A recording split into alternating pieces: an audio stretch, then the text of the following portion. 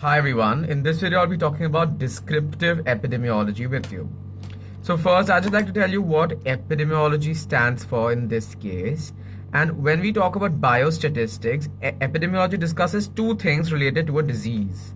One is its distribution and the other are the determinants of the disease. So what do I mean by that?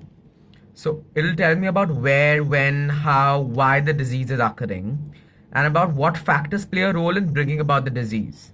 And what am I going to do with this? I'm going to apply it to my clinical life as a clinician. So when we say descriptive epidemiology, what do we mean?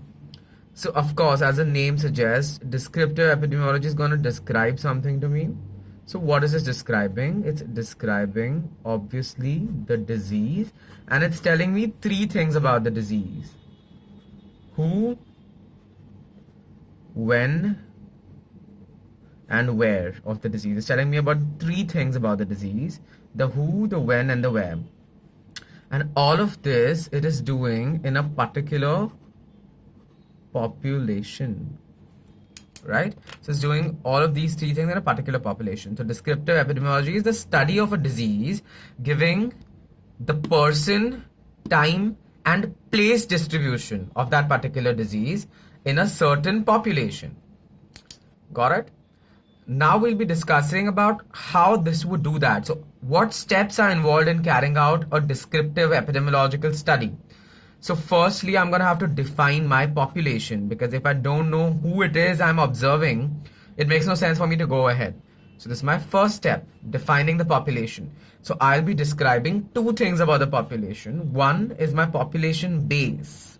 So say now I'm in Mumbai, my population base is the whole of Mumbai, and I'll be defining, say suppose there are 2 lakh people in Mumbai, half of them are women, half of them are men.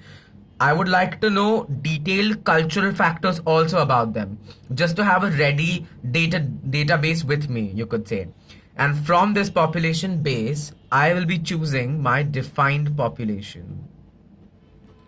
So this defined population should be a large population which is stable, so that my study wouldn't change from time to time. So that's the first thing. The next thing I would define is the disease. So I would like to define the disease. Now, why is that? So I'd like to define the case that I would call that particular disease. So the case definition should be ready with me at hand. So what do I mean by this? Now, one thing we have is a clinical definition, and the other we have an operative definition. So clinical definition of say tonsillitis would just be inflammation of the tonsils. But the people who are going to do the outreach work for me, who are going to take part for me in this study, these people aren't going to be able to know what inflammation of the tonsils means. So then operative definition of say tonsillitis would be something like red enlarged tonsils with whitish patch on it. And that would be an operative definition of the case for me. And this definition should be decided before we begin the rest of the distribution, so that it's constant throughout and doesn't keep changing. So that's the second thing I'd like to define.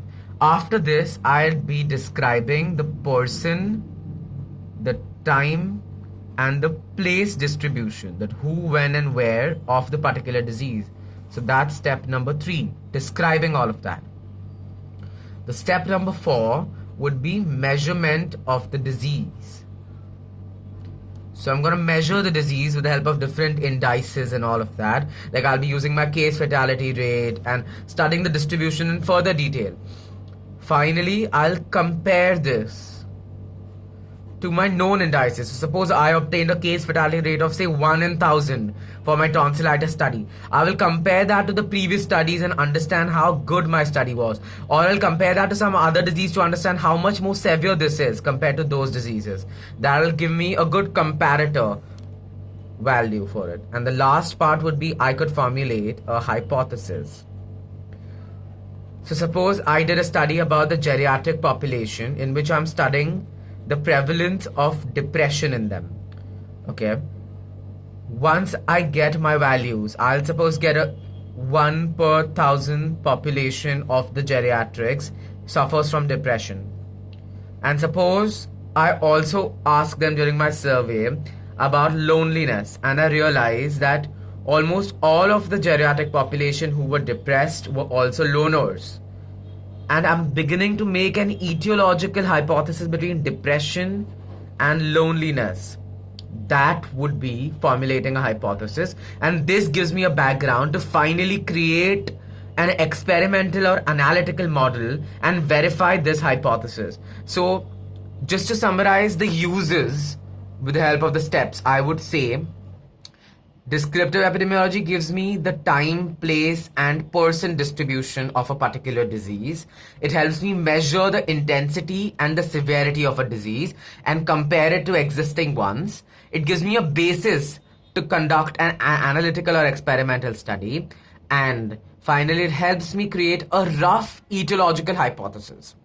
So this is me signing off with a brief review of descriptive epidemiology. Thank you and stay awesome.